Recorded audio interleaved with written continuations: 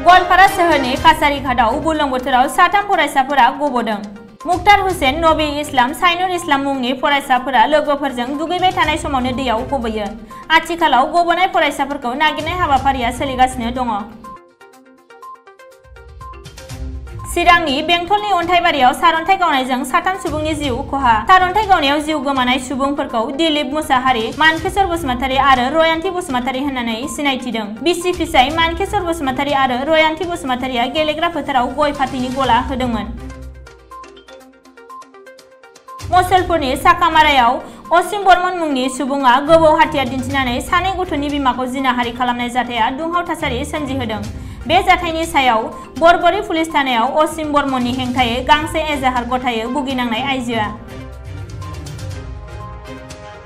बङाइगावआव मोसौ बेदरजों आबुं गांसे मना बोखांनो हानाय जाथाया दुंहाव थासारि सोमजिहोदों। बङाइगाव सोहोरनि गेजेराव थानाय मस्जिदनि साखाथियाव मोसौ बेदरजों आबुं मनाखौ बोखांनो हायो। मोसौ बेदरखौ मस्जिदनि साखाथियाव थानाय गंसे हटेलाव लाबोदोंमोन। नाथाय हिन्दु जागरण मंच मुंनि आफादनि सोद्रोमाफोरा बे जाथायनि बागै मिथिनायनि उनाव दुंहाव थासारि सोमजिहोयो।